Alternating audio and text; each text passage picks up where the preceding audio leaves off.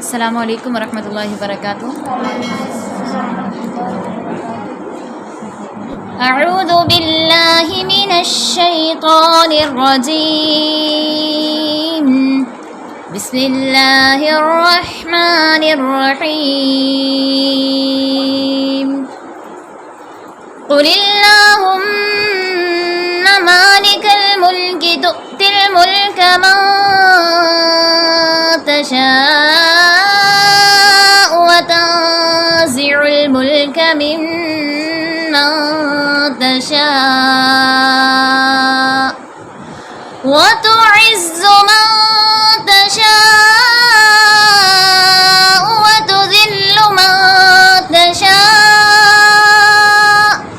بيدك الخير إنك على كل شيء قدير تولج الليل في النهار وتولج النهار في الليل وتخرج الحي من الميت وتخرج الميت من الحي وترزق من تشاء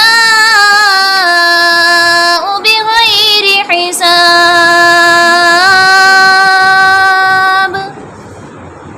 لا يتخذ المؤمنون الكافرين أولياء من دون المؤمنين ومن يفعل ذلك فليس من الله في شيء إلا تتقوا منهم تقاه ويحذركم الله نفسه وإلى الله المصير قل إن تخفوا ما في صدوركم أو تبدوه يعلمه الله ويعلم ما في السماوات وما في الأرض والله على كل شيء قدير يوم تجد كل نفس ما عملت من خير محضرا وما عملت من سوء تود لو أن بينها وبينه أمدا بعيدا ويحذركم الله نفسه والله رؤوف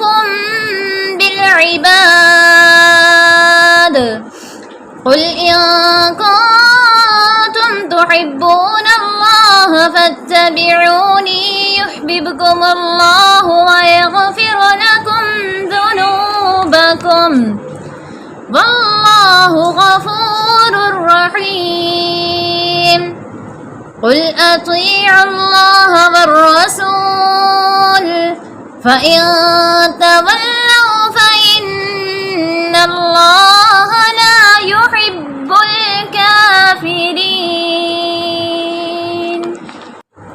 السلام علیکم ورحمۃ اللہ وبرکاتہ۔ نحمده ونصلي على رسوله الكريم اما بعد فاعوذ باللہ السمیع العلیم من الشیطان الرجیم بسم اللہ الرحمن الرحیم رب اشرح لي صدری ویسر لي امری واحلل عقدۃ من لسانی یفقهوا قولی رب زدنی علما رب زدنی علما رب زدنی علما اللهم انفعنی بما علمتنی وعلمنی بما ينفعنی وزدنی علما اللہم اہدنی وسددنی۔ اللہ تبارک و تعالیٰ کا احسان اور فضل کے ساتھ آج ایک بار پھر ہم اپنی کلاس میں جمع ہیں۔ اللہ تبارک و تعالیٰ سے دعا ہے کہ اللہ تعالیٰ ہمیں حق اور سچ بیان کرنے کی اور آپ کو سمجھنے اور ہم سب کو عمل کرنے کی توفیق عطا فرمائے۔ قل اللہم مالک الملک تؤتی الملک من تشاء وتنزع الملک ممن تشاء۔ کہہ دیجئے اے نبی کریم صلی اللہ علیہ وسلم، اے اللہ بادشاہی کے مالک، تو جسے چاہے بادشاہی دیتا ہے اور جسے چاہے بادشاہی چھین لیتا ہے، اور جسے چاہے تو وَتُعِزُّ مَن تَشَاءُ وَتُذِلُّ مَن تَشَاءُ، اور جسے چاہتا ہے عزت دیتا ہے اور جسے چاہے ذلیل کر دے. بِیَدِکَ الْخَیْرُ، تیرے ہی ہاتھ میں ہر طرح کی بھلائی ہے. اِنَّکَ عَلیٰ کُلِّ شَیْءٍ قدیر، بے شک تو پر ہر چیز کے قادر ہے. یہودیوں کو یہ غلط فہمی تھی، یعنی یہودی اس غلط فہمی میں مبتلا تھے کہ سلسلہ نبوت جو چل رہا ہے یہ ہمارے ہی جیسے لوگوں کو ملے گا، یعنی نبی بننے کے لائق یا حاکم بننے کے لائق، بادشاہ بننے کے لائق اگر کوئی ہیں تو ہم ہی ہیں، ہم سے ہٹ کر کوئی بھی اس عہدے پر نہیں آ سکتا. جیسا کہ سیم آج کے دور میں آپ دیکھ لیں، اگر نواز شریف کی حکومت چلتی ہے تو آگے اس کے بچے کیا سمجھتے ہیں کہ ان کے بعد سیٹ کس کو ملے گی؟ ہمیں ملے گی. اور اگر اسی طرح زرداری آ کے بیٹھتا ہے تو اس کے بچوں کو خوش فہمی سی ہوتی ہے کہ اب جو ہے ان کے بعد سیٹ ملے گی تو ہمیں ملے گی. آپ دیکھ لیں کہ یہ کئی سالوں کا چکر ہے. اسی چکر میں کیا ہے، وہ یہ سمجھتے ہیں کہ یہ حکمرانی جو ہے صرف ہمیں ہی ملے گی، ہم سے ہٹ کر کسی اور کو نہیں مل سکتی. آپ دیکھ لیں کہ فرسٹ ٹائم عمران خان کو جیسے بادشاہت ملی، حکمرانی ملی تھی، تو دونوں نے ایشو کھڑا کیا اور بہت سے مسائل کیے، اور پھر اچانک ہی اسے راتوں رات ہٹا دیا گیا. یعنی شروع سے وہ اس بات کو ایکسیپٹ کرنے کے لیے تیار نہیں تھے کہ ہماری سیٹوں پہ کوئی اور آ کے بیٹھے. ایسے ہی یہودیوں کو بھی یہ غلط فہمی ہوتی تھی کہ صرف نبی بننے کے لائق یا بادشاہ بننے کے لائق ہم ہی لوگ ہیں، ہم سے ہٹ کر کوئی بادشاہ نہیں بن سکتا، کوئی نبی نہیں بن سکتا.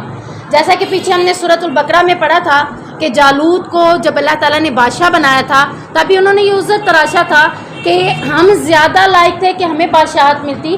ایک جالوت کو جو کہ غریب ہے، جو کہ کمزور ہے، جس کے پاس کچھ ہے نہیں، مال و دولت ہی نہیں ہے، وہ کیسے بادشاہ بن جاتا ہے؟ تو اللہ تعالیٰ نے وہاں پر بھی ہماری ذہن سازی کی تھی کہ اللہ تعالیٰ بادشاہت جس کو چاہتا ہے اپنے بندوں میں سے چن کر اس کو دے دیتا ہے. تو یہ اللہ تعالیٰ کے ہاتھ میں ہے، کسی کے ہاتھ میں نہیں ہے. اگر آج ہم چاہتے ہیں کہ ہمارے حکمران اچھے آئیں، ہم پر باتیں کرنے والے یا ہمارے ملک کو سنبھالنے والے یا ہماری ملک کے لیے بہتری کرنے والے اچھے لوگ آئیں، تو اس کے لیے کیا کرنا پڑے گا؟ ہمیں اللہ سے رجوع کرنا پڑے گا. کیونکہ اللہ تعالیٰ کہہ رہا ہے کہ اللہ کے ہاتھ میں ہے بادشاہی، اللہ کے ہاتھ کے علاوہ کسی اور کے ہاتھ میں یہ بادشاہی نہیں ہے. وہ اپنے بندوں میں سے جس کو چاہتا ہے بادشاہ منتخب کر لیتا ہے. اگر ہمارے اعمال اچھے ہوتے تو بادشاہت بھی اچھے لوگوں کو ملتی. اگر ہم نے اپنے اعمال کو دین اسلام کے مطابق نہیں چلایا، ہم کلمہ لا الہ الا اللہ پڑھ تو لیتے ہیں، لیکن اس کا مطلب کیا ہے کہ اللہ کے سوا تمہارا کوئی مالک نہیں، کوئی معبود نہیں جس کی بات تم مان سکو. اب ہوتا کیا ہے، ہم ایک طرف تو اللہ کو اپنا معبود سمجھ رہے ہیں نا، اللہ ہی عبادت کے لائق سمجھ رہے ہیں، اللہ کی بات ماننی چاہیے سمجھ رہے ہیں، لیکن دوسری طرف کیا کرتے ہیں؟ اپنی منمانی کرتے ہیں. جب ہم اپنی منمانی کرتے ہیں تو ہمارے اوپر اللہ تعالیٰ بادشاہت والے لوگ بھی وہی لے آتا ہے جو اپنی منمانی کرتے ہیں، اسلام کو وہ قبول نہیں کرتے. تو اگر ہم چاہتے ہیں کہ ہماری حکمرانی کی سیٹوں پر اچھے لوگ آئیں تو اس کے لیے سب سے پہلے ہمیں خود اچھا بننا ہے. کیونکہ اللہ تعالیٰ کہہ رہا ہے میرے ہاتھ میں ہے، میں جسے چاہوں بادشاہت دے دیتا ہوں. اور یہ ضروری نہیں ہے کہ بادشاہت کے لیے کوئی لمبی سیٹ کی ضرورت ہوتی ہے یا کوئی امیر دولت مند ہو اس کو دی جاتی ہے. اللہ تعالیٰ نے پیچھے واضح کر دیا کہ میں بادشاہت کے لیے جس کو چنتا ہوں تو دو چیزیں دیکھتا ہوں. کون سی دو چیزیں تھی؟ کسی کو یاد ہے؟ علم اور طاقت. علم اور طاقت. طالوت میں یہ کیا چیزیں تھی؟ علم اور طاقت تھا. تو اللہ تعالیٰ نے دکھایا کہ طالوت کو جو میں نے بادشاہ تمہارا بنایا تھا تو اس کے پاس کیا تھا؟ علم تھا اور قوت تھی. بلا شک وہ غریب تھا لیکن حکمرانی کے لائق، بادشاہت کے لائق، اونچی سیٹ پر بیٹھنے کے لائق وہ ہے جس کے پاس علم ہوگا، جس کے پاس لڑنے کی طاقت ہوگی. تو اللہ تعالیٰ اپنے بندوں میں سے جس کو چاہے پھر اس سیٹ پر بٹھا دیتا ہے. پھر آگے سیم بات ملتی جلتی اللہ تعالیٰ کہہ رہا ہے کہ جس سے چاہے عزت دے دیتا ہے اور جس سے چاہے ذلیل و رسوا کر دیتا ہے. آپ دیکھ لیں معاشرے کے اندر اگر وہ ہماری حکمرانوں کی سیٹوں پہ بیٹھے ہیں کیا ان کو عزت ملی ہوئی ہے؟ آپ دیکھ لیں ایک دوسرے کی دھجیاں اڑائی جاتی ہیں، عزت نہیں ہے ان کے پاس. بادشاہت تو ہے پر عزت کسی کے پاس بھی نہیں ہے، چاہے وہ نواز شریف ہے، چاہے وہ مریم ہے، چاہے وہ زرداری ہے، چاہے وہ بلاول بھٹو ہے، چاہے وہ عمران خان ہے، جتنے بھی بڑے بڑے عہدوں پہ بیٹھے ہیں نا سب فضل الرحمان ہے۔ اب دیکھ لیں کتنے ایشوز ان کے اوپر بنتے ہیں۔ عزت نہیں ہے، اللہ کے ہاتھ میں عزت ہے، اللہ جس سے چاہتا ہے وہ عزت عطا کر دیتا ہے، اور کس کو عطا کر دیتا ہے؟ جس کے اندر علم ہو اور طاقت ہو، عزت بھی اللہ اسی کو عطا کر دیتا ہے۔ جو خود رشوت کا مال کھانے والے ہوں، سود کا مال کھانے والے ہوں، معاشرے کے کمزور لوگوں کو چکی میں پیس کر ان سے پیسے بٹور کر باہر کے ملکوں میں اپنی جائیداد بنانے والے ہوں، ایسے لوگوں کو اللہ رب العزت عزت نہیں دیتا۔ عزت کے لیے کیا چیز ہونا ضروری ہے؟ علم کا، دینی علم کا ہونا بہت ضروری ہے، اور یہ سب چیزیں کس کے ہاتھ میں ہیں؟ اللہ تبارک و تعالیٰ کہہ رہا ہے میرے ہاتھ میں ہیں، میں جب چاہوں سب کچھ پلٹ سکتا ہوں۔ ہم رات سوئیں اور صبح اٹھیں، ہو سکتا ہے کہ نقشہ ہی پلٹ جائے، ممکن ہے نا، کیونکہ اللہ کے ہاتھ میں اللہ تعالیٰ راتوں رات کچھ کر دیتا ہے۔ دن میں بیٹھے بیٹھے پتہ چلتا ہے فلاں کو پکڑ کے بند کر دیا گیا، فلاں کو چھوڑ دیا گیا، فلاں کے ساتھ یہ مسئلہ ہوا، فلاں کو ملک سے باہر بھاگنا پڑ گیا۔ اللہ منٹوں سیکنڈوں میں یہ معاملے کر دیتا ہے۔ تو اللہ تعالیٰ کہتا ہے میرے ہاتھ میں ہے، میں جیسے چاہوں پلٹوں۔ جیسے ایک عورت روٹی کو کیسے پلٹتی ہے؟ اپنی مرضی سے پلٹتی ہے نا، جب دیکھتی ہے ادھر سے صحیح ہے، ادھر سے کچی ہے، ادھر سے یہ صحیح ہے، تو وہ اس کو پلٹ دیتی ہے۔ تو اللہ تبارک و تعالیٰ بھی یہ حکمرانیوں کو پلٹنا چاہے تو اچانک راتوں رات دن کے کسی لمحے میں ایسے ہی پلٹ سکتا ہے، کیونکہ اس کے ہاتھ میں وہ قادر ہے، اور بے شک اللہ تعالیٰ ہر چیز پر قادر ہے۔ اب نبی کریم صلی اللہ علیہ وسلم کو جب بنو اسماعیل سے پیدا کیا گیا، یہ یہودیوں میں سے نہیں تھے، یہ کس میں تھے؟ ابراہیم کی نسل سے تھے۔ یہودی کس کے نسل سے تھے؟ حضرت یعقوب علیہ السلام کی نسل سے تھے، ٹھیک ہے۔ اب یعنی کہ آپ کا خاندان اور ہے، میرا اور ہے، اس کا اور ہے، اس کا اور ہے، ایسے ہے نا، ایسے ہی یہودیوں کا خاندان اور تھا، اور وہ یہ سمجھتے تھے کہ شروع سے ایسا ہی چلا آ رہا ہے کہ نبی ہمارے میں سے آتے رہیں۔ اب جو لاسٹ نبی آیا تو اللہ تعالیٰ نے کس میں سے دے دیا؟ ابراہیم علیہ السلام کے شجرہ نسب سے نبی کریم صلی اللہ علیہ وسلم کو پیدا کر دیا۔ اب حالانکہ یہودی یہ مانتے تھے کہ آخری نبی آئے گا، قرآن پاک بھی آئے گا، اور اس کے اوپر ایمان لانا ہمارے لیے ضروری ہے، لیکن صرف ایک بات کے اوپر آ کر وہ ایمان نہیں لے آتے۔ وہ بات کیا ہے؟ انہیں یہ بات کھائی جاتی ہے کہ ہم میں سے نبی کیوں نہیں تھا؟ اگر ہم میں سے ہوتا تو ہم اس نبی کو مان لیتے، یہ ہم میں سے نہیں ہے سو ہم نے اسے نہیں مانا۔ میں سب کو دیکھ رہی ہوں۔ تو اللہ تبارک و تعالیٰ کے ہاتھ میں سب کچھ ہے۔ تو یہاں پر یہودیوں کی اس غلط فہمی کو اللہ تعالیٰ دور کرتے ہوئے فرماتا ہے کہ میں جسے چاہوں نبی کو جس شجرہ نسب سے بنانا چاہوں بنا سکتا ہوں، وہ ادنا ہو، اعلیٰ ہو، وہ جیسا بھی ہو۔ اب قریش مکہ میں بہت بڑے بڑے سردار تھے، ان میں سے کوئی نبی نہیں بنا۔ نبی محمد رسول اللہ صلی اللہ علیہ وسلم جو بکریوں کو چرایا کرتے تھے، جن کی گزر بسر بڑی مشکل سے ہوتی تھی، اللہ نے ان کو نبوت دے دی۔ تو یہ بات اسی بات کی وجہ سے وہ ایمان نہ لے آئے۔ تو اللہ تبارک و تعالیٰ اسی بات کے اوپر کہہ رہا ہے کہ میں جس سے چاہوں عزت دے دوں اور جس سے چاہوں ذلت دے دوں، میرے ہی ہاتھ میں ہے، میں ان تمام باتوں کے اوپر قادر ہوں۔ تو یہ ساری بادشاہتیں جو دنیا کی ہیں، ان کے مقابلے میں اللہ رب العزت کہہ رہا ہے کہ اللہ سارے بادشاہوں کا بادشاہ ہے۔ بادشاہت کے لائق کون ہے؟ اللہ کی ذات ہے۔ نبی کریم صلی اللہ علیہ وسلم نے فرمایا بادشاہ کوئی نہیں سوائے اللہ کے۔ دنیا کے بادشاہ کیا ہیں؟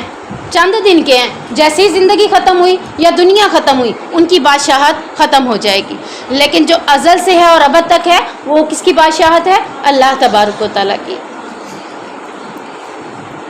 بادشاہت دینا اور چھین لینا یہ سب کچھ کس کے اختیار میں ہے؟ اللہ تبارک و تعالیٰ کی۔ عزت دینا اور ذلت دینا، عزت دے کر ذلت میں ڈال دینا، یہ سب کس کے ہاتھ میں ہے؟ اللہ تبارک و تعالیٰ کے ہاتھ میں۔ نبی کریم صلی اللہ علیہ وسلم کے پیچھے سیدنا عبداللہ بن عباس سوار تھے۔ آپ صلی اللہ علیہ وسلم نے فرمایا اے لڑکے اللہ کا دھیان رکھ، یعنی اللہ کا دھیان رکھ۔ ہم میں سے کوئی ماں اپنے بہن بچوں کو کہتی ہے تم بڑی ہو، تم اپنے بہن بھائیوں کا خیال رکھو، دھیان رکھنا ہے۔ تو اللہ تبارک و تعالیٰ کے بارے میں نبی کریم صلی اللہ علیہ وسلم کہہ رہے ہیں کہ اللہ کا دھیان رکھ وہ تیرا دھیان رکھے گا۔ اس سے مراد کیا ہے؟ یعنی اگر تم اپنے معاملات کو اللہ کے ساتھ شیئر کرو گے، اللہ کو اپنے ساتھ رکھو گے، ہر معاملے میں اللہ کی بات کو فالو کرو گے، تو اللہ بھی آپ کو وہ دے دے گا جو آپ چاہتے ہیں۔ حدیث قدسی ہے نا، ایک تیری چاہت ہے اور ایک میری چاہت ہے۔ اگر تو اللہ کی چاہت کے مطابق ڈھال دیتا ہے تو اللہ تیری جو چاہت ہے وہ بھی تجھے دے دے گا۔ تو یہاں بھی یہی بات سمجھائی جا رہی ہے کہ اللہ رب العزت کا دھیان رکھ تو اللہ تیرا دھیان رکھے گا۔ ہم چاہتے ہیں نا کہ ہمارا خیال رکھا جائے، ہمارے ہر معاملے کو دیکھا جائے، ہمارا ہر دعا کو پورا کیا جائے، تو اس کے لیے ہمیں کیا کرنا ہوگا؟ ہمیں اللہ کے حقوق کی پاسداری کرنی ہوگی۔ یعنی مین بات کیا آ گئی؟ اللہ کے دھیان سے مراد کیا ہے؟ اللہ کے حقوق کی پاسداری کرنا، اللہ کے حکموں کا خیال رکھنا۔ نماز کا حکم ہے، دل چاہ رہا ہے یا نہیں چاہ رہا؟ دل چاہ رہا ہے تو انشاءاللہ العزیز پڑھیں گے، دل نہیں بھی چاہ رہا تب بھی پڑھیں گے۔ اگر آپ کا دل چاہ رہا ہے نماز کے ٹائم پہ نماز پڑھنے کا تو آپ کے روح کی وہ غذا ہے جو آپ اس کو دے رہے ہیں۔ اگر آپ کا دل نہیں چاہتا نماز پڑھتے وقت، اذان ہو گئی، اذان کے بعد نماز پڑھنے کو دل نہیں چاہ رہا، تو سمجھ لیں کہ پھر یہ نماز پھر بھی پڑھنی ہے، پھر یہ کیا ہے؟ آپ کی دوا ہے، کیونکہ آپ کی روح جو ہے بیمار ہے، اس کو دوائی کی ضرورت ہے تاکہ وہ ٹھیک ہو جائے، اور وہ جب ٹھیک ہو جائے گی تو پھر آٹومیٹکلی صحت مند ہو کر وہ خود بخود عبادت کی طرف رجوع کرے گی۔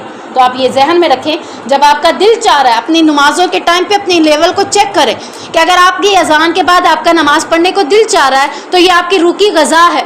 اگر آپ کا دل نہیں چاہ رہا اور آپ کو پڑھنی تو لازمی ہے کیونکہ معاف تو کسی صورت میں نہیں ہے، تو پھر یہ روح کی دوا ہے۔ تو یہاں پہ حدیث مکمل کرتے ہیں کہ اللہ کا دھیان رکھ تو اللہ تیرا دھیان رکھے گا، اور تو اگر اللہ کا دھیان رکھے گا تو اسے اپنے سامنے پائے گا۔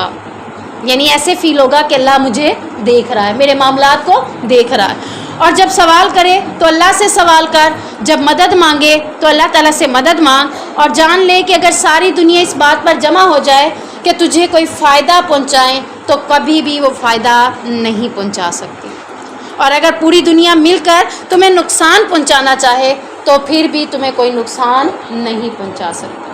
یاد رکھے جب تک اللہ تعالیٰ نہ چاہے تو ساری دنیا مل کے آپ کو تو تکلیف دینا چاہے تو کبھی بھی تکلیف نہیں ملے گی۔ صحیفے یعنی اللہ تعالیٰ نے جو لکھنا تھا وہ لکھ دیا گیا، قلم خشک ہو گئے ہیں، اب کچھ نہیں لکھا جائے گا، صحیفے اٹھا لیے گئے ہیں۔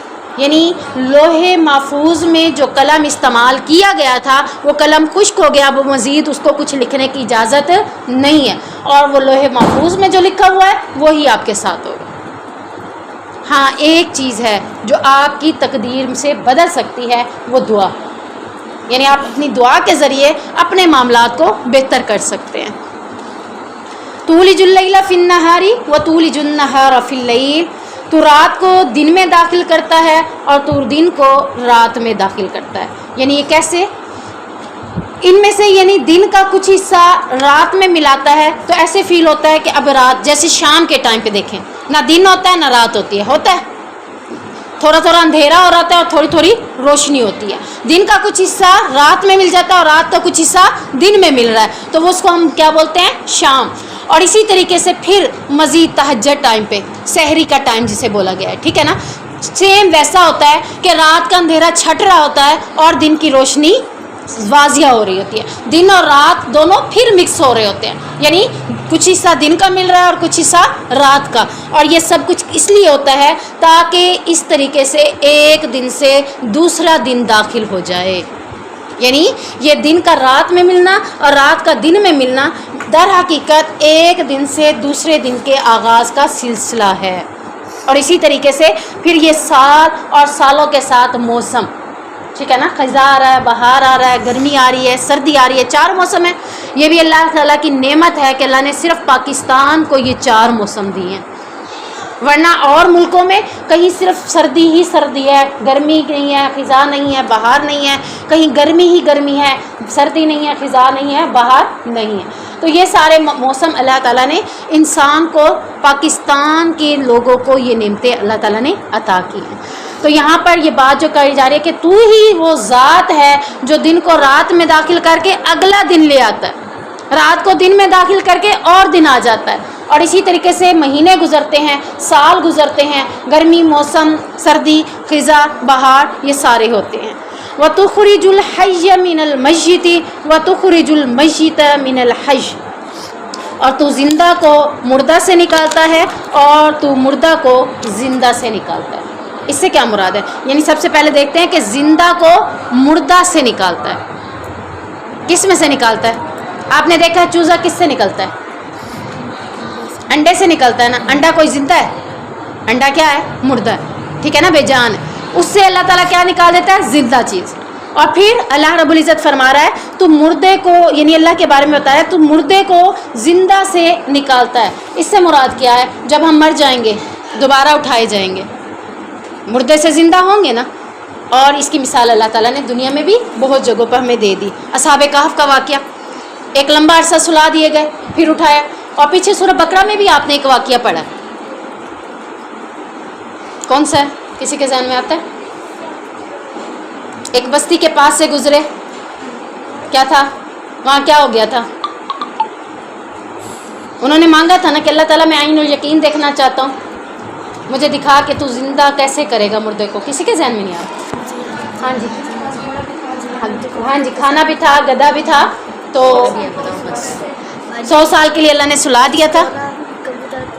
ہاں جی، 4 کبوتر تھے، ان کو بھی انہوں نے کیا تھا، دونوں واقعے تھے، ٹھیک ہے نا۔ وہ مردے سے زندہ اللہ تعالیٰ نے نکال کے دکھایا۔ اس کے علاوہ بھی ایک واقعہ اور پڑھا ہے سورہ بقرہ میں، بڑا آسان سا ہے، قَالُوا ادْعُ لَنَا رَبَّكَ يُبَيِّن لَنَا مَا هِيَ۔ ہاں جی، گائے والا، ٹھیک ہے نا۔ گائے والا واقعہ تھا جس کے ساتھ گوشت کا ایک ٹکڑا اس کے اوپر رکھا گیا تھا اور وہ زندہ ہو کر اپنے قتل کے بارے میں بتا رہا تھا کہ مجھے کس نے قتل کیا۔ تو یہ ساری نشانیاں ہیں کہ اللہ تعالیٰ مردے سے زندہ کیسے نکالتا ہے۔ وَتَرْزُقُ مَن تَشَاءُ بِغَيْرِ حساب، اور اللہ کے علاوہ کوئی بھی رزق دینے والا نہیں ہے، وہ جس کو چاہے بغیر حساب کتاب کے رزق دے دے۔ کس کو بغیر حساب و کتاب کے رزق دیتا ہے؟ جو اللہ کے راستے میں بے دریغ خرچ کرتا ہے تو اللہ تعالیٰ بھی اسے بغیر گنے حساب و کتاب دیتا ہے۔ اور جو گن گن کے دیتا ہے، حدیث پڑھی ہے نا اسما بنت ابی بکر کے بارے میں، نبی کریم صلی اللہ علیہ وسلم نے ان سے کہا تھا اے اسما گن گن کر نہ رکھ ورنہ اللہ تجھے بھی گن گن کر دے گا۔ تو بے حساب جب ہم اللہ کے راستے میں دیں گے تو اللہ تعالیٰ بھی بے حساب ہمیں دے گا، کیونکہ رزق کا اختیار بھی اللہ کے ہاتھ میں ہے، اللہ کے علاوہ کوئی بھی آپ کو رزق نہیں دے سکتا۔ جتنے نوالے لکھے گئے ہیں وہ آپ لکھائیں گے، جتنا رزق آپ کا لکھا گیا وہ آپ نے استعمال کرنا ہے، لیکن اگر آپ اس رزق کو بڑھانا چاہتے ہیں تو اس کا ایک ہی طریقہ ہے صدقہ و خیرات۔ اللہ کے راستے میں جتنا آپ زیادہ دیں گے، اللہ آپ 1 دیں گے، اللہ 10 گنا بڑھا کر یا 100 گنا بڑھا کر آپ کو دوبارہ لٹا دیتا ہے۔ اللہ اکبر کبیرہ۔ لا يتخذ المؤمنون الكافرین اولیاء من دون المؤمنین، ایمان والے مومنوں کو چھوڑ کر کافروں کو دوست مت بنائیں، ٹھیک ہے۔ اللہ تبارک و تعالیٰ یہاں پہ کیا کہہ رہا ہے کہ دوستی کرنی ہے تو کس طرح کے لوگوں سے کرنی ہے، کس طرح کے لیول کے لوگ کس طرح کے لیول سے لوگ کر سکتے ہیں۔ جیسے ہمارے ہاں ایک کنسیپٹ ہوتا ہے میں امیر ہوں، میں امیروں سے دوستی کروں گی، میں اپنے ساتھ غریب کو نہیں بٹھاتی، یہ دنیاوی اس کنسیپٹ ہے، دین اسلام اس کا کنسیپٹ ہمیں نہیں دے رہا۔ اللہ تعالیٰ کہتا ہے غریب ہے، کالا ہے، گورا ہے، جو بھی ہے اپنے طور پہ اپنی جگہ پر ہے، لیکن میری دربار میں سب برابر ہے، ٹھیک ہے۔ تو یہاں پر اللہ تعالیٰ کہہ رہا ہے کہ آپ اپنی دوستی کا لیول چیک کریں۔ اگر آپ ایمان والے ہیں، آپ نے کلمہ پڑھ لیا ہے، تو آپ کی دوستی میں کافروں سے دوستی نہیں ہونی چاہیے۔ بہت پیاری آیت ہے اور اس میں بہت ہی پیارا حکم ہمیں دیا جا رہا ہے، اور اس حکم پر عمل کرنا ہماری ذمہ داری۔ کیسے؟ کہ جیسے ہم نماز کو پڑھتے ہیں ویسے ہم اب یہاں پہ کافروں سے دوستی کرنے کا حکم نہیں ہے، تو کیا کافروں کی دی ہوئی رسمیں یا کافروں کے دیے ہوئے لباس یا کافروں کے دیے ہوئے کھانے یا کافروں کی دی ہوئی ساری باتیں کیا ہم اپنے آپ پر لاگو کر سکتے ہیں؟ اللہ تعالیٰ منع کر رہا ہے نا کہ مومن کافر کو دوست نہ بنائے۔ ہمیں کس کی چیزیں پیاری لگتی ہیں؟ آپ کو کیا پیارا لگتا ہے؟ حقیقت بتانی ہے، سیریسلی بتانا ہے، زبان سے نہیں کہنا، دل سے آپ کو کیا اچھا لگتا ہے؟ قرآن اچھا لگتا ہے یا میڈیم؟ اب آپ اپنے دل میں سوچیں نا کہ آپ کو کیا اچھا لگتا ہے، قرآن اچھا لگتا ہے یا میڈیا؟ یہاں سے پڑھنے کے بعد حالانکہ آپ حفظ کر رہی ہیں. آپ کو روزانہ ڈیلی کے 4-5 پارے گھر بیٹھ کے پڑھنے چاہیے. اگر آپ کو قرآن سے محبت ہے آپ 10 پارے تک پڑھ سکتی ہیں. کیا آپ میں سے کوئی بچی 2 گھنٹے 3 گھنٹے گھر میں بھی کبھی اتنا بیٹھ کے پڑھی ہے؟ آپ نے 2-3 گھنٹے موبائل تو اٹھا کے یوز ضرور کیا ہوگا. میڈیا سے محبت ہے یا قرآن سے؟ مومن لوگوں کو کافروں سے دوستی سے منع کیا جا رہا ہے. تو یہ میڈیا کس کا دیا ہوا ہے؟ کافروں کا. اللہ تعالیٰ نے تو نہیں دیا. اللہ نے اپنے نبی کو دیے تھی یہ چیزیں؟ کیا نبی کے پاس تھیں یہ چیزیں؟ نبی کی بیویاں استعمال کرتی تھیں یا نبی کرتے تھے یا نبی کی آل اولاد نے استعمال کیا یا صحابہ نے استعمال کیا ہو؟ نہیں کیا نا. تو کافروں نے یہ چیزیں بنائی اور کافروں کی یہ چیزیں ہیں. لا یتخذ المؤمنون الکافرین. جیسے نماز کا حکم ہمارے لیے ہے ویسے یہ حکم بھی ہمارے لیے کہ ایمان والے کافروں کو دوست نہ بنائیں, کافروں کو لائک نہ کریں, کافروں کو پسند نہ کریں.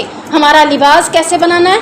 جیسے کافر پہنتے, ٹائٹ پہنی ہے, جینز پہنی ہے, پینٹ شرٹیں پہنی ہیں. اور اسی لیے ہمیں یہ کلاس اچھی ہی نہیں لگتی کیونکہ ہمیں یہ چیزیں منع کی جاتی ہیں. دل ہی نہیں کرتا اس کلاس میں بیٹھنے کو.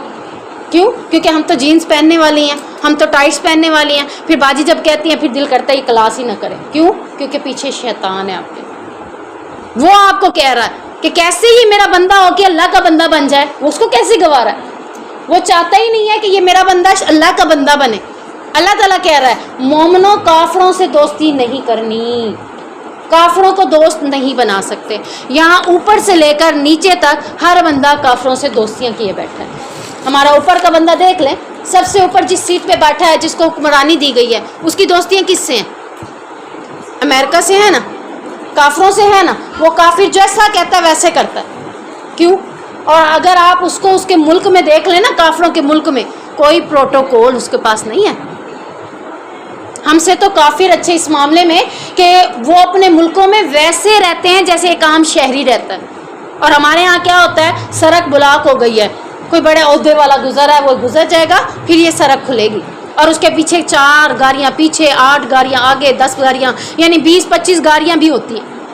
کبھی کبھی 20-25 گاڑیاں ہوتی ہیں. اور سب کا خرچہ کون دے رہا ہے؟ آپ لوگ دے رہے ہیں. اور کیوں دے رہے ہیں؟ کافروں سے دوستی کی وجہ سے اللہ نے ہمیں ذلیل کر دیا. اللہ سے دوستی ہوتی تو اللہ بغیر حساب و کتاب کے رزق دیتا. اللہ سے دوستی نہیں ہے, اس لیے اللہ تعالیٰ نے ذلیل و رسوا کر دیا کیونکہ ہم نے کافروں کو لائک کرنا شروع کر دیا. اوپر سے لے کر نیچے تک ہر بندہ کافروں کو لائک کرتا ہے. اپنا پاکستان کسی کو پسند نہیں ہے. باہر لندن, امریکہ, یورپ, بھی بڑے بڑے باہر کے علاقے ہیں, ہم بڑے بڑے ملک ہیں, ان میں جا کر رہنا پسند کرتے ہیں. اور ان لوگوں سے پوچھو, ان ملکوں سے پوچھو, وہ کہتے ہیں سب سے پیارا ملک پاکستان ہے. کہتے ہیں نا جو چیز ہمارے ہاتھ میں ہو نا اس کی قدر نہیں ہوتی, اور جب نہ ہو نا قدر تب ہوتی ہے. تو آج ہمیں قدر نہیں ہے اپنے پاکستان کی, اور اللہ تعالیٰ ہمیں یہ چیز منع کر رہا ہے کہ کافروں کے لیول کے لوگوں سے دوستی نہیں کرنی. اب آپ دیکھ لیں کہ آپ کی دوستی کے لوگ کون ہیں, آپ کا معیار کیسے لوگ ہیں. اگر آپ کے ارد گرد بیٹھنے والے لوگ نمازی ہیں, دین کو پسند کرتے ہیں, دین کو لائک کرتے ہیں, اسلام کے اصولوں پہ عمل کرتے ہیں, تو الحمدللہ آپ کا دوستی کا احباب جو ہے انشاءاللہ العزیز آگے بات آتی ہے, انشاءاللہ اس کے ساتھ ڈسکس کریں گے. اگر آپ کا دوستی کا لیول ایسا نہیں ہے, آپ کی دوستی میں باتیں ہوتی ہیں, حالانکہ میں آپ کو پوری گارنٹی کے ساتھ یہ بات کہتی ہوں کہ آپ نے یہاں پہ قرآن کھولا ہوا ہے, باجی موجود نہیں ہے, تو آپ نے کیا کرنا ہے؟ باتیں. اور باتیں کون سی ہو رہی ہیں؟ کون سی باتیں ہو رہی ہیں بتائیں مجھے. حدیث کوئی بتا رہا ہے؟ کسی نے حدیث بتانی ہے؟ کسی نے کوئی قرآن کی بات کرنی ہے؟ نہیں. کون سی باتیں ہو رہی ہیں بتائیں ذرا. تم نے کیسے کپڑے بنائے ہیں, تم نے فلاں فنکشن کے لیے کیسے چیزیں بنائی ہیں, تمہارے گھر میں کیا ہوتا ہے, تم کیسے کھاتے ہو, تمہارا اٹھنا بیٹھنا کیسے ہے, میں تو ایسے پسند کرتی ہوں, میری چیزیں تو ایسی ہیں. یعنی آپ کی باتیں دنیاوی باتوں سے شروع ہو کر دنیاوی باتوں پہ ہی ختم ہو جاتی ہیں. تو یہ سارا کچھ کیا ہے؟ کافروں سے دوستی کا نتیجہ. اگر آپ ایمان والے لوگوں سے دوستی کرتے تو آپ کو پتہ ہوتا غیبت نہیں کرنی, جھوٹ نہیں بولنا, چغلی نہیں کرنی, آپس کی باتیں جو ہیں وہ اسلام کی باتیں کرنی ہیں, کیونکہ اسلام کہتا ہے اچھی بات ہے تو کہو, نہیں تو خاموش ہو جاؤ. تو اللہ رب العزت ہمیں یہاں پہ بہت پیارا حکم دیتے ہوئے فرما رہا ہے کہ اگر تم میرے بندے ہو تو میرے بندے ہوتے ہوئے کافروں سے دوستی نہیں کرنی. من دون المؤمنین، کس کو؟ سوائے ایمان والوں کے. یعنی ایمان والے ہو تو ایمان والے لوگوں سے دوستی کرو گے، کافروں سے دوستی نہیں کریں گے. اچھا میرے بچے ہیں، مجھے پتہ چلتا ہے کہ فلاں دوست جو ہے، کیا مسئلہ ہے؟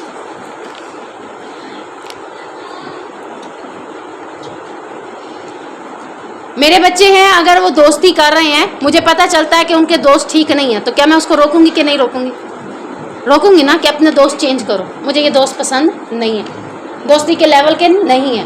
تو اللہ تعالیٰ بھی یہی کہہ رہا ہے کہ تم میرے بندے ہو، کلمہ جو پڑھا ہے ہم نے، تو مجھے تمہاری یہ دوستی پسند نہیں ہے. تم نے دوستی کرنی ہے تو ایمان والے لوگوں سے دوستی کرو. اگر تمہیں ایمان والے لوگ پسند نہیں ہیں تو در حقیقت اللہ رب العزت کے پیارے نبی کے فرمان کے مطابق ہم پھر کافر ہیں. سیدھی سی بات ہے. ایک مسلمان میں اور ایک کافر میں فرق کرنے والی چیز کیا ہے؟ نماز. ٹھیک ہے نا؟ جب ہم اس کا انکار کرتے ہیں تو ہم کافر ہو جاتے ہیں. جب ہم دین اسلام کو لائک نہ کریں، ایمان والے لوگوں کی باتوں کو کرتے ہوئے ہائے ہائے ہم بیوی ملوانی نہیں بن سکتے، ہم یہ نہیں کر سکتے، ہم تمہارے ساتھ دوستی ہی نہیں رکھتے، تمہارے ساتھ تو بیٹھ کے فضول ہے، تم تو بس یہی باتیں کرتی رہتے ہو، مرنا مرانے کی باتیں، آخرت کی باتیں، جنت جہنم کی باتیں، اللہ کے ڈر خوف کی باتیں. بھئی ہم تمہارے ساتھ نہیں بیٹھتے، ہمیں تو وہاں مزہ آتا ہے جہاں ٹی وی ڈراموں کی باتیں ہوں. تو یاد رکھیں آپ ایمان والے ہی نہیں رہ گئے، آپ ایمان والے نہیں رہ گئے جب آپ کا یہ لیول ہوگا.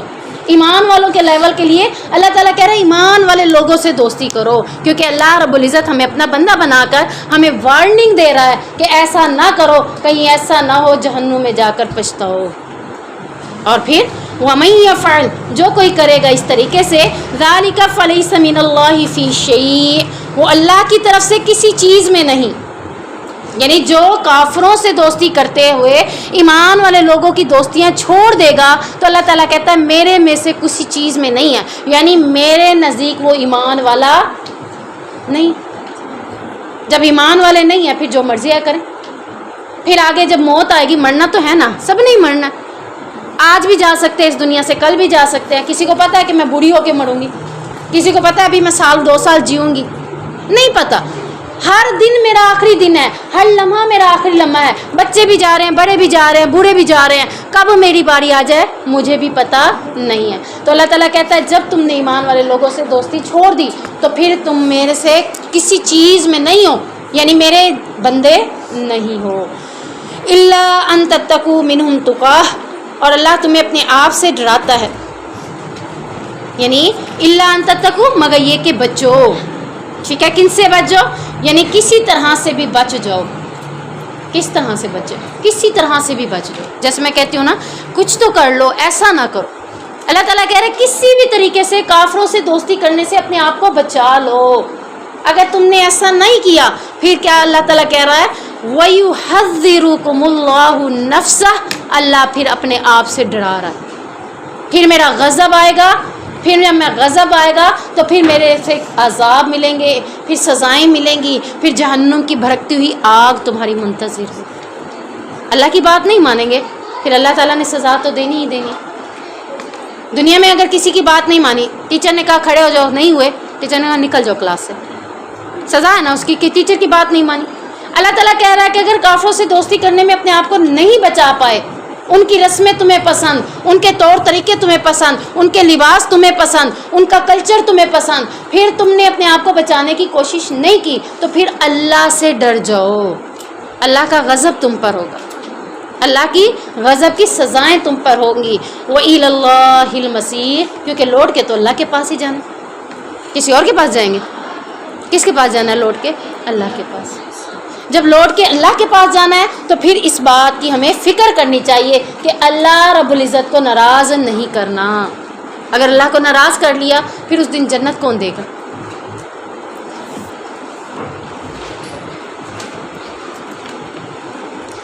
اب اگر کسی کا شر، یعنی کسی کے شر کا ہمیں پتہ ہو کہ یہ بڑا شر والا بندہ ہے اور اگر میں اس سے بگاڑتا ہوں تو میرے لیے نقصان ہے، تو اس کے حوالے سے حدیث میں آتا ہے کہ سیدنا ابو دردہ بیان کرتے ہیں ہم بعض لوگوں کے سامنے مسکرا دیتے تھے یعنی ہم بعض لوگوں کے سامنے مسکرا دیتے تھے لیکن دل میں انہیں لعنت کر رہے ہوتے تھے.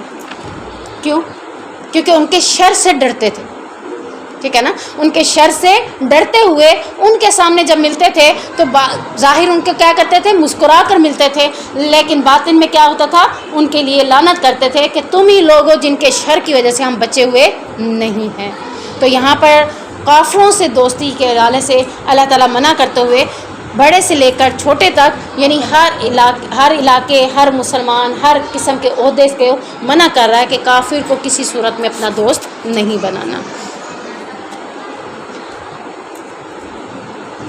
اگر کسی کافر ملک میں رہنا پڑ جاتا ہے, یعنی جیسے کہ ہے کہ ان آیات سے کسی مسلمان کے لیے مسلم ممالک کو چھوڑ کر کفار کے ملک میں رہنے کی کراہت بیان کی گئی ہے. ہمارے ہاں تو بڑا فیشن سمجھا جاتا ہے نا کہ اگر کوئی بیٹا کسی کا پاکستان چھوڑ کے کسی بھی دوسرے ملک میں شفٹ ہوتا ہے تو وہ بڑی ماں فخر سے کیا کہہ رہی ہوتی ہے, میرا بیٹا تو یورپ میں کماتا ہے, بحرین میں کماتا ہے, امریکہ میں کماتا ہے, انڈیا میں کماتا ہے, فلاں ملک میں گیا ہوا ہے. اگر تو وہ کافروں کا ملک ہے تو کراہت فیل کرنی چاہیے, جانا نہیں چاہیے کافروں کے ملکوں میں. اور ہمارے ہاں سارا تجوریاں کافروں کے ملکوں میں بنائی ہوئی ہیں انہوں نے, بڑے بڑے بینک بیلنس. اپنے لیے خود بیمار ہوں تو یہاں بیماری کا علاج ہی نہیں کرواتے, چلو بھائی باہر نکل کے علاج کروانا. تو کافروں کے ملک میں جانا بھی کراہت کا باعث ہے, کیونکہ وہاں مسلمانوں کو کفار سے دوستی کا عملی ثبوت دیے بغیر رہنا نہیں پڑتا. کیسے عملی ثبوت؟ ان جیسا بننا پڑتا ہے, ان جیسا کھانا پڑتا ہے, ان جیسا طور طریقہ اپنانا پڑتا ہے. تو اس سے بہتر کیا ہے, اپنے ملک میں اپنے اسلام کے ساتھ ہمیں رہنا چاہیے.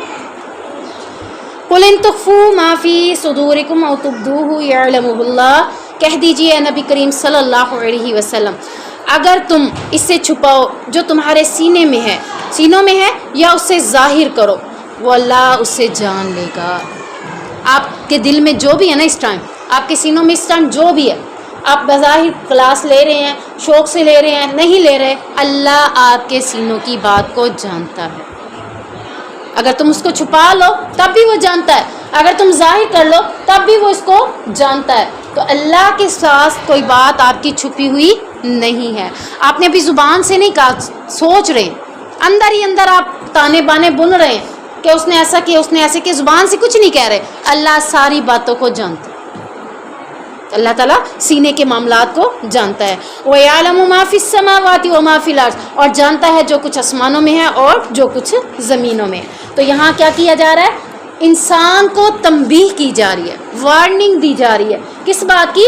کہ تم اللہ سے کچھ بھی چھپا نہیں سکتے. اپنے کسی عمل کا ارتکاب کرتے ہو تو اللہ سے وہ چھپ نہیں سکتا. تم غلط کام کرنا چاہتے ہو, اللہ سے نہیں چھپ سکتا. لوگوں سے چھپ کے کر رہے ہو, امی سے چھپ کر رہے ہو, ابو سے چھپ کے کر رہے ہو, رشتہ داروں سے چھپ کے کر رہے ہو, بھئی وہ منع کرتے اس لیے آپ چھپ کے ہی کرنا ہے. تو اللہ تعالیٰ سے آپ اس کو نہیں چھپا سکتے. اللہ تعالیٰ تمام باتوں کو جانتا ہے. جن سے اللہ تعالیٰ نے تمہیں منع کیا ہے, جو اللہ کی ناراضگی کا سبب بنتی ہیں باتیں, تو اللہ تبارک و تعالیٰ کہتا ہے ایسے کام کرنے سے رک جاؤ. ایسے کام چھپ کر بھی کرو گے تو اللہ تعالیٰ جانتا ہے. واللہ علی کل شیء قدیر, اور اللہ تعالیٰ ہر چیز پر قادر ہے. یوم تجد کل نفس ما عملت من خیر محضرا, جس دن ہر شخص حاضر کیا جائے گا جو اس نے یعنی حاضر کیا ہوا پائے گا جو بھی اس نے نیکی کی ہوگی.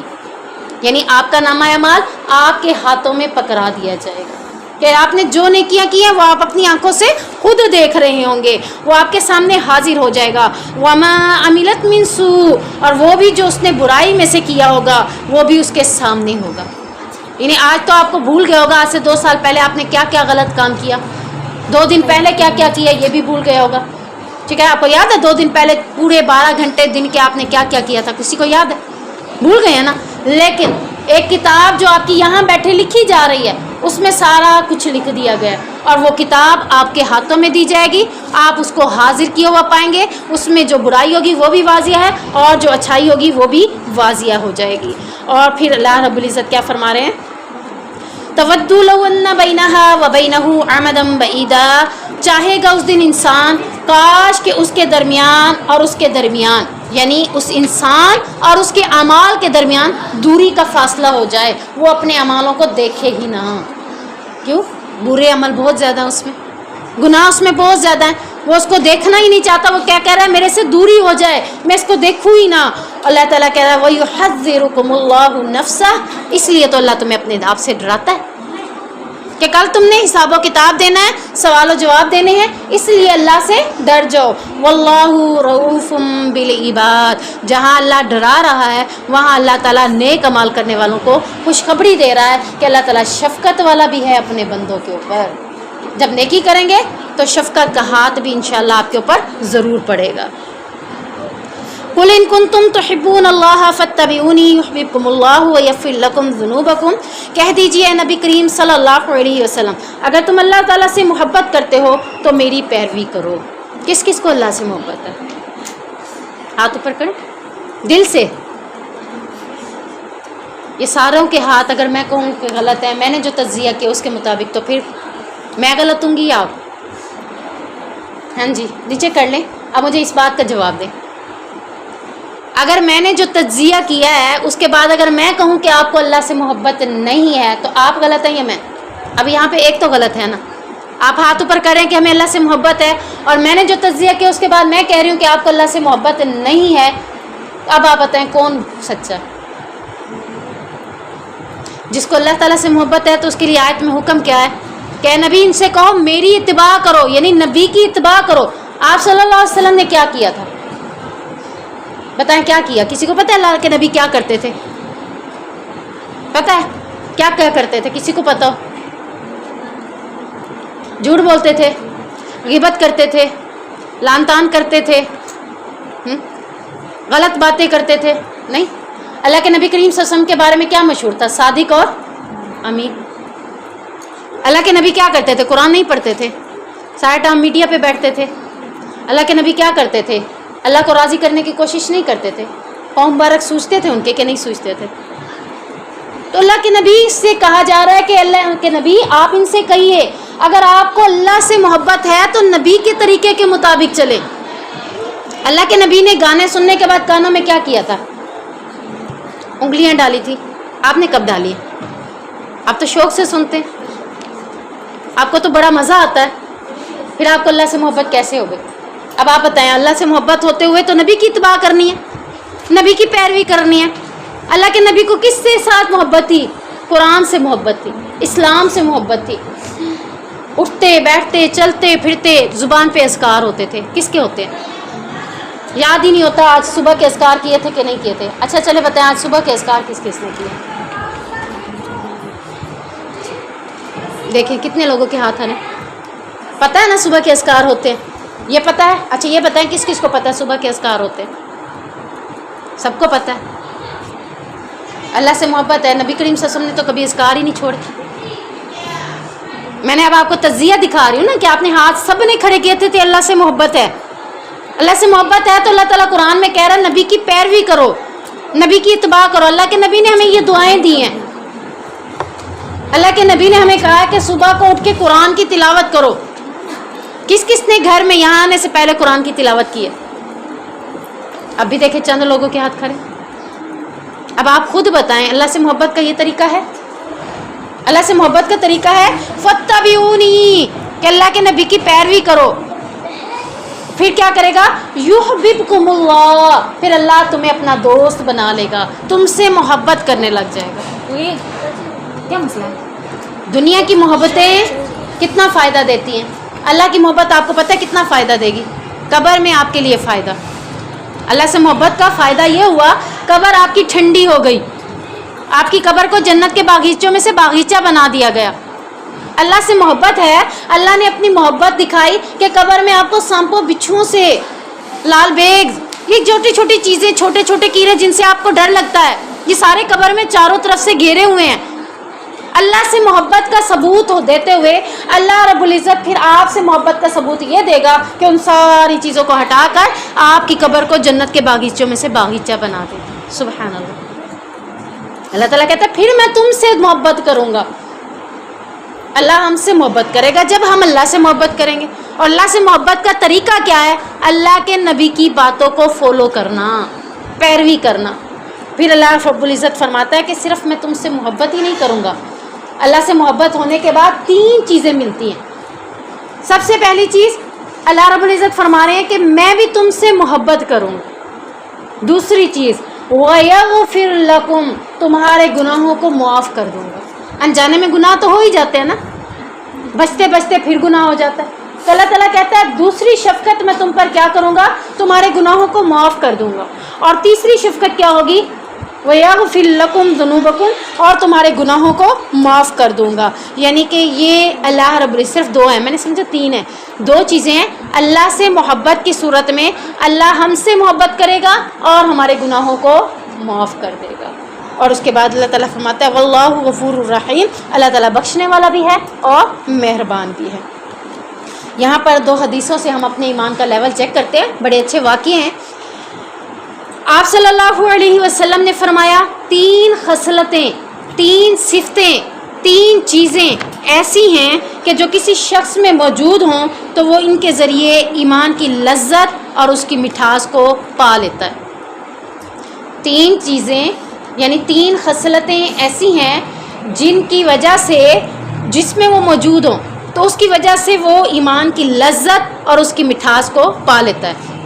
اگر ہمارے اندر ابھی تک ایمان کی لذت نہیں آ رہی، ہم اس کی مٹھاس کو فیل نہیں کر رہے، آپ کو چائے دی گئی، پھیکا ہے میٹھا، دوسرا کہتا ہے نہیں بالکل ٹھیک ہے، آپ کو کیوں پھیکا لگ رہا ہے؟ آپ کی زبان کے ساتھ کوئی مسئلہ ہوگا، چینی بالکل ٹھیک ڈلی ہوئی ہے، آپ اس کی مٹھاس کو کیوں نہیں پا رہے؟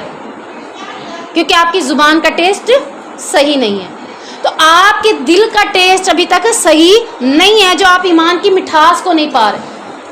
3 چیزیں آپ میں نہیں ہیں، اگر یہ 3 چیزیں آپ میں ہوتی تو آپ ایمان کی مٹھاس کو پا لیتے۔ وہ کون سی ہے؟ ایک یہ کہ اسے اللہ اور اس کے رسول کے ساتھ سب سے زیادہ محبت ہو، اپنے کھانے پینے سے محبت نہیں، اپنے پہننے اوڑھنے سے محبت نہیں، اپنی چیزوں سے محبت نہیں، اپنے والدین سے اتنی محبت نہیں، اپنے دوست احباب سے اتنی محبت نہیں جتنی محبت اسے اللہ اور اس کے رسول سے ہو۔ تو یہ پہلی چیز ہے جس میں ابھی ہم 0 ہیں، نہ ہمیں اللہ سے محبت ہے نہ اللہ کے رسول سے ہمیں محبت ہے، اس لیے ایمان کی مٹھاس ہی نہیں مل رہی۔ اپنے اندر پیدا کریں اللہ اور اس کے رسول کی محبت۔ دوسری یہ کہ اسے کسی شخص سے محبت ہو تو محض اللہ کی خاطر ہو۔ آپ کا اور میرا رشتہ کیا ہے؟ کوئی رشتہ نہیں ہے نا، دینی بیس پہ میں آپ کے پاس آئی ہوئی ہوں، ٹھیک ہے نا، میں آپ کو دین سکھانے آئی ہوئی ہوں، میرا آپ کے ساتھ رشتہ کیا ہے؟ دینی بیس پہ۔ چلیں بھی آپ ٹیچر سمجھیں نہ سمجھیں وہ ایک اور بات ہے، لیکن میں آپ کے سامنے ہوں، آپ میرے سامنے، ہم دونوں کا تعلق دین کی بیس پہ، ٹھیک ہے نا۔ تو کسی شخص سے محبت ہو تو محض اللہ کی رضا کی خاطر ہو، یعنی آپ یہ دیکھیں کہ میں اس شخص سے محبت کر رہی ہوں، کس لیے کر رہی ہوں؟ کہ وہ اللہ کا بندہ ہے۔ اور میرے خیال سے جب آپ ہمیں دیکھتے ہیں نا، آپ اپنے دل کی کیفیت بتائیں کیا ہوتی ہے؟ کس کس کو محبت ہوتی ہے؟ کیا ہائے باجی آ گئی، چلے ہائے ہائے نہیں کریں گے، اب یہ بھی پڑھنا پڑے گا، اب یہاں بھی ٹائم دینا پڑے گا، آج تو یہ باجی نہ آتی۔ اللہ سے محبت کے بعد دوسری چیز کیا ہے آپ کے اندر؟ کہ اللہ کی رضا کی خاطر ایسے لوگوں سے ملنا جو اللہ کی باتیں بتانے والے، ٹھیک ہے۔ تیسری چیز، اسے کفر کی طرف لوٹنا اس طرح ناپسند ہو جیسا کہ جہنم میں ڈالا جانا اسے ناپسند ہو، یعنی کفر میں نہیں جاؤں گی میں، یہاں تو ایک نماز ہی نہیں پڑھیں گے تو کفر میں چلے گئے، کفر میں جانا اسے اس قدر ناپسند ہو، بھائی اگر میں نماز نہ پڑھی تو میں تو کافر ہو جاؤں گی، نہیں میں نے پڑھنی ہے، یعنی کوئی بھی ایسا کام میں نے نہیں کرنا جس کے اوپر مجھے کفر میں کا فتویٰ لگ جائے کہ کافر ہو ایسے کر رہی ہو، تو اسے ایسے ہی ناپسند ہو جیسے اسے جہنم میں ڈالا جانا ناپسند ہو۔ یہ 3 چیزیں جب آپ کے انشاءاللہ دل میں آئیں گی نا تو پھر آپ بہتر فیل کریں گے۔ تو یہ 3 چیزیں آپ سے اگلی دفعہ میں پوچھوں گی، اپنے ذہن میں نقش کر لیں۔ دوبارہ میں ایک بار ریپیٹ کرتی ہوں، اپنے ذہنوں میں لکھیں، ٹھیک ہے نا۔ ایک شخص کے بارے میں آتا ہے کہ وہ دین سیکھنے کا اتنا شوق تھا کہ وہ جو بولتے گئے ایسے کر کے لکھتے رہے، ایسے کر کے لکھتے رہے، نہ کاپی تھی نہ ان کے پاس پین تھا، جب سارا انہوں نے حدیثیں پڑھا لی تو ان استاد نے کہا کون سنائے گا؟ اس نے کہا میں سناؤں گا۔ کہا تمہارے پاس نہ پین تھا نہ کاپی تھی، تمہیں کیسے سناؤ گے؟ کہا میں نے ادھر میں نے ادھر لکھے۔ تو آپ نے ادھر لکھنے 3 چیزیں کون سی؟ نمبر 1 اسے اللہ اور اس کے رسول سے سب سے زیادہ محبت ہو۔ نمبر 2 اسے اس شخص سے محبت ہو، یعنی ایسے شخص سے محبت ہو جس کی یعنی رضا جو ہے اس کی کیا ہو؟ اللہ کی رضا کی خاطر اس شخص سے اسے محبت، کہ اللہ اس سے راضی ہے تو میں بھی اس سے محبت کروں۔ اور تیسری چیز اسے کفر کی طرف لوٹنا اس قدر ناپسند ہو جیسے جہنم میں ڈالا جانا ناپسند ہو۔ اسے صبح دوپہر شام ریوائز کریں اپنے ذہنوں میں اور پھر دیکھیں کہ آپ کے اندر کیسے تبدیلی آئے گی انشاءاللہ۔ اس کے بارے میں ایک اور واقعہ ملتا ہے کہ عبداللہ بن حشام کہتے ہیں کہ ہم نبی کریم صلی اللہ علیہ وسلم کے ساتھ تھے، آپ نے عمر کا ہاتھ پکڑا ہوا تھا۔ اسی اثنا میں عمر نے کہا اے اللہ کے رسول آپ مجھے دنیا کی ہر چیز سے زیادہ محبوب ہیں سوائے اپنی جان کے، یعنی ساری چیزوں سے زیادہ محبوب ہیں لیکن اپنی جان سے زیادہ نہیں ہیں۔ تو نبی کریم صلی اللہ علیہ وسلم نے ارشاد فرمایا نہیں، اس ذات کی قسم جس کے ہاتھ میں میری جان ہے، یہاں تک کہ میں تمہیں تمہاری جان سے بھی زیادہ محبوب ہو جاؤں۔ یعنی اب یہ نبی کہہ رہے ہیں کہ اگر تمہیں مجھ سے محبت ہے نا تو اپنی جان سے بھی زیادہ مجھ سے محبت کرو۔ جیسے میں کہتی ہوں میرا دل کر رہا ہے میں یہ کر لوں، لیکن میں دیکھتی ہوں کہ اللہ کے نبی تو منع کر رہے ہیں اس کام سے، پھر میں کیا کروں گی؟ اپنے آپ کو چھوڑ دوں گی، میں نبی کی بات کو لائک کروں گی تو مجھے پھر نبی سے محبت ہوگی انشاءاللہ۔ چنانچہ عمر نے کہا اب اللہ کی قسم آپ مجھے میری جان سے بھی زیادہ محبوب ہیں۔ تو آپ صلی اللہ علیہ وسلم نے فرمایا اے عمر اب بات بنی ہے، یعنی اب تو اپنی بات میں پکا ہے، سچا ہے کہ تجھے واقعی نبی کریم صلی اللہ علیہ وسلم سے محبت ہے۔ قل اطیعوا اللہ والرسول، کہہ دیجیے نبی کریم صلی اللہ علیہ وسلم اگر اللہ سے محبت ہے تو اللہ کی بھی اطاعت کرو اور رسول کی بھی اطاعت کرو، یعنی صرف قرآن کی بات نہیں ماننا، حدیث کی بات کو بھی ماننا ہے۔ یعنی یہاں پر ہمیں یہ بات باور کرائی جا رہی ہے کہ صرف قرآن ہی اللہ کی کتاب نہیں ہے، قرآن کے ساتھ حدیث بھی لازم ہے۔ جو بات حدیث میں ملتی ہے قرآن میں نہیں ملتی تو ہم یہ کہہ کر ریجیکٹ نہیں کر سکتے کہ قرآن میں تو یہ بات ہے ہی نہیں۔ اللہ کی بات بھی ماننی ہے اور جو حدیث ہے وہ کس کی بات ہے؟ نبی کریم صلی اللہ علیہ وسلم کی بات ہے، تو دونوں کی باتوں کو ماننا ہے۔ فَإِن تَوَلَّوْا، پس اگر تم پھر جاؤ، فَإِنَّ اللَّهَ، پس بے شک اللہ تعالیٰ لا يحب الکافرین، کافروں کو دوست نہیں رکھتا۔ یعنی اگر اللہ اور اس کے رسول کی اطاعت سے پھر جاؤ، اللہ تعالیٰ کہہ رہا ہے یہ کر لو، ہم کہتے نہیں کرنا، اللہ کے رسول کہہ رہا ہے یہ کر لو، ہم نے کہا نہیں کرنا، ہم پھر گئے نا اس سے۔ پھر اللہ تعالیٰ کہہ رہا ہے اب دیکھیں خود ہی اللہ تعالیٰ کہہ رہا ہے ایسے کافروں کو میں دوست ہی نہیں بناتا۔ اب چاہے آپ 10 دفعہ کلمہ پڑھیں، 100 دفعہ کلمہ پڑھیں، 1000 دفعہ کلمہ پڑھیں، 1,00,000 دفعہ کلمہ پڑھ لیں، لیکن آپ اللہ اور اس کے رسول کی بات نہیں مان رہے، اس سے پھر گئے ہیں، اپنے دل کی خواہشوں پہ چل پڑے ہیں، تو پھر اللہ تعالیٰ کیا کہہ رہا ہے؟ ایسے کافروں کو میں دوست نہیں بناتا۔ تو اللہ تعالیٰ ہمیں اپنی دوستی نصیب فرمائے۔ حدیث میں آتا ہے، سلمہ بن اقویٰ بیان کرتے ہیں کہ ان کے باپ نے انہیں بتایا کہ ایک آدمی نے رسول اللہ صلی اللہ علیہ وسلم کے پاس بائیں ہاتھ سے کھانا کھایا، تو آپ صلی اللہ علیہ وسلم نے اسے فرمایا اپنے دائیں ہاتھ سے کھاؤ۔ ہمارے ہاں بھی بڑا ٹرینڈ ہے، فیشن سمجھا جاتا ہے بائیں ہاتھ سے کھانا کھانا۔ سلانٹی کو سیدھے ہاتھ میں پکڑا، الٹے ہاتھ سے کھا رہے ہیں، بوتل کو الٹے ہاتھ میں پکڑ کے پی رہے ہیں، ٹرینڈ ہے، فیشن سمجھا جاتا ہے، اور اپنے آپ کو کوئی میں ماڈرن سمجھتی ہوں کہ نہیں میں اگر ایسا کروں گی نا میں بہت اچھا کر رہی ہوں۔ تو اللہ کے نبی کے سامنے ایک شخص نے بائیں ہاتھ سے کھانا کھایا تو آپ صلی اللہ علیہ وسلم نے اسے کیا کہا؟ دائیں ہاتھ سے کھاؤ۔ یہ تو ہمیں بھی کہا ہے نا اللہ تعالیٰ نے۔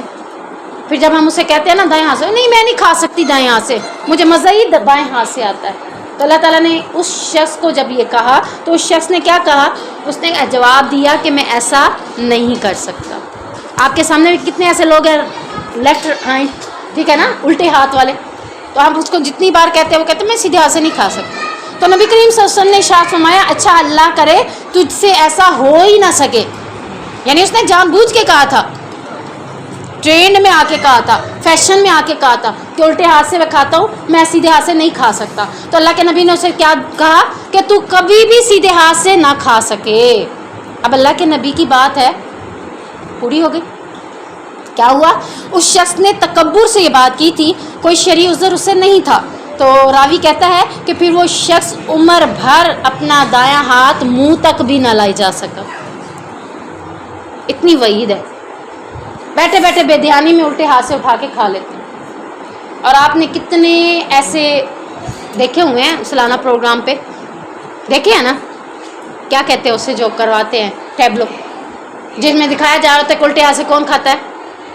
شیطان کھاتا ہے. اور پھر بھی ہم اسے ٹرینڈ سمجھیں، فیشن سمجھیں، ایک ہاتھ سے لقمہ ڈال رہے ہیں، الٹے ہاتھ سے بوتل پی رہے ہیں اور بڑا اچھا فیل ہو رہا ہے. آئے بھائی میں تو بڑی امیر ہوں کہ دائیں ہاتھ سے یہ کھا رہی ہوں، الٹے ہاتھ سے بوتل پی رہی ہوں. یہ اپنے آپ کو فیل ہوتا ہے کہ میں امیر ہوں. امیر ایسے کرتے ہیں. امیر تو کرتے ہوں گے لیکن مومن نہیں کرتے. اللہ کے نبی نے نہیں کیا. آپ اللہ کے نبی کی بات کو فالو کریں گے یا پھر امیروں کو فالو کریں گے؟